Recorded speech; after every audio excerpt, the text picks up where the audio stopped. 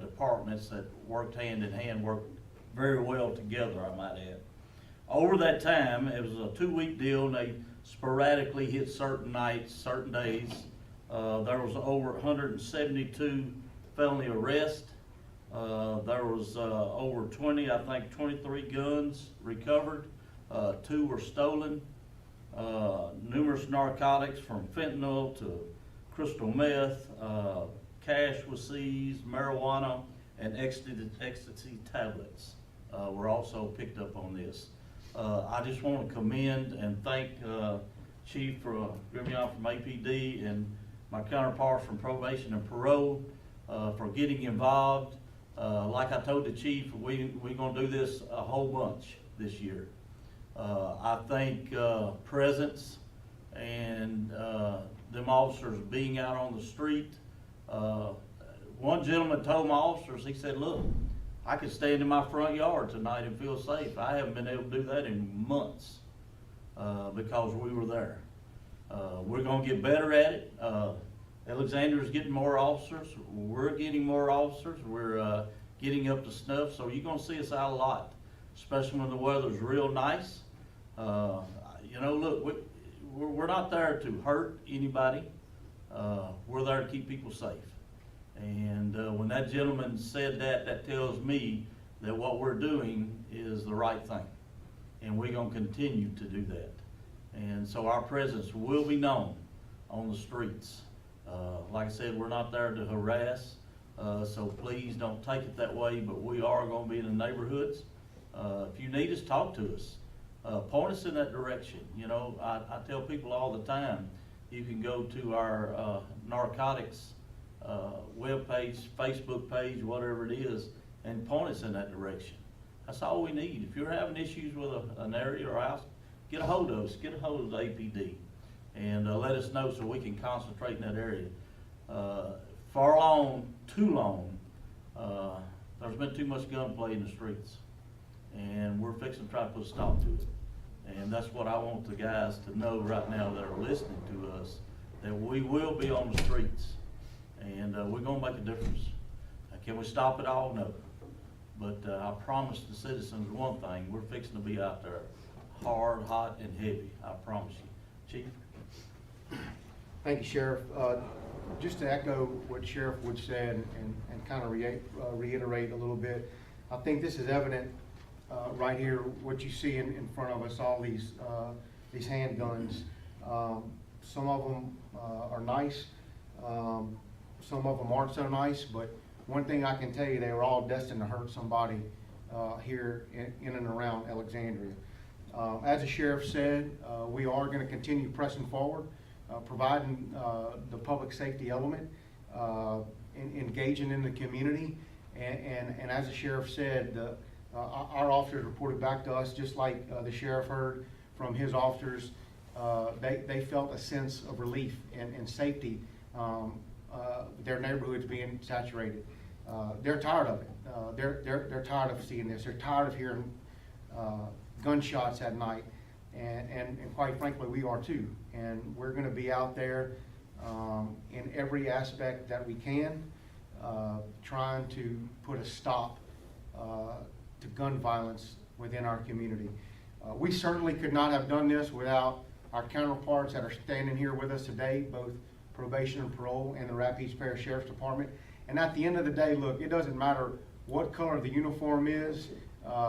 We in law enforcement in Central Louisiana are in this together. We are not in this alone. And so one fight, one mission, one goal, and that's to provide public safety here in Alexandria. So I want to thank the counterparts again, and I want to reiterate what we will be doing. As the Sheriff said, you will see more of us out there, and I ask the public to continue with those tips. The Sheriff has a website. You can always use Crime Stoppers to report anonymous tips as well, which we've seen an increase in, and I think as a whole we're making a difference in the fight against it. So we're here. We're here to serve, and Sheriff, I look forward to working with you and our counterparts as we continue this mission. Thank you, Chief. As far as probation and parole goes, we look forward to a continued cooperation with these local agencies. I look forward to the relationships that we've made and continue to make, and we will assist in public safety any way that we can. Thank you, Sheriff, and thank you, Chief.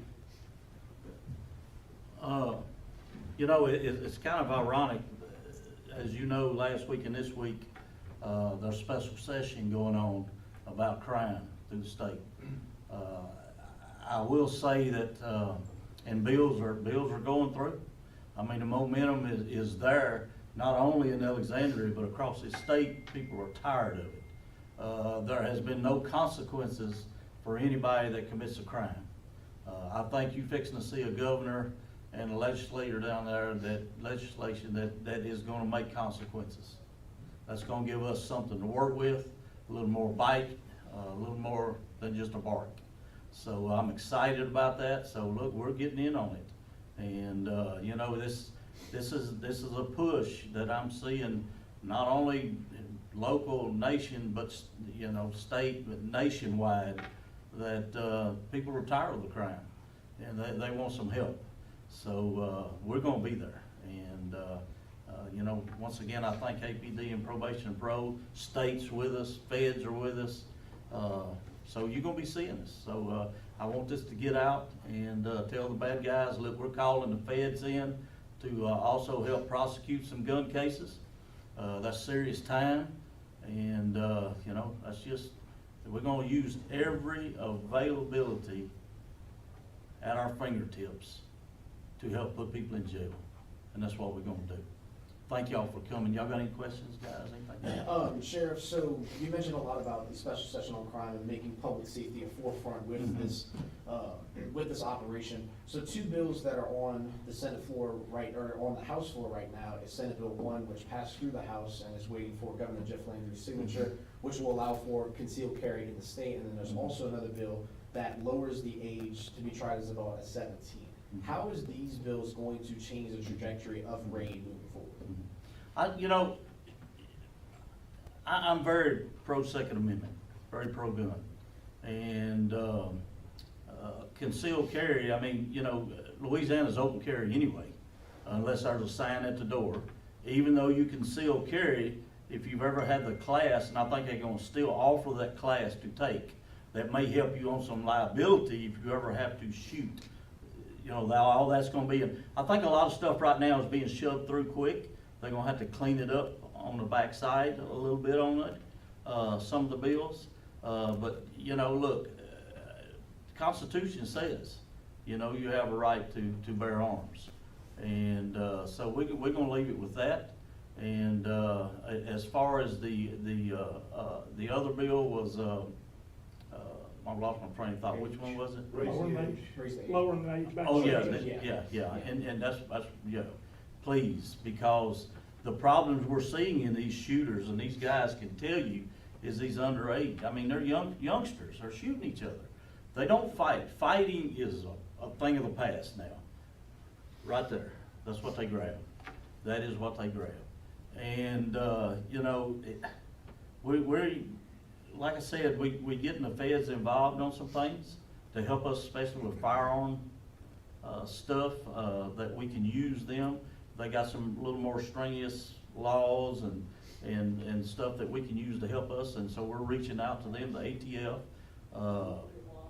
You know, some of these weapons you see up are these Glocks. They don't take a whole lot to make them fully auto, and that's what these guys, our deputies and uniform guys are facing every day out there. These are fully auto weapons with magazines this long, you know, in them. So, yeah, we going to, you know, as far as that deal in Baton Rouge, Joe, and all, I like what I'm seeing. It's a lot friendlier place down there. I think the victims, you know, we can sit there and talk about a lot of the bills, about the true sentencing and all that's coming to pass. But I think that they're on the right track down in Baton Rouge right now. Like you said, there's so many people they're tired of it. They're just tired of it. You know, you scared. I got people that come to me that I live in the country that live out there, you know, and it makes me aggravated when they talk about how dangerous Alec is. I'll walk down the streets of Bolton Avenue and a whole lot quicker than I walk streets of Bossier City, New Orleans, or Baton Rouge.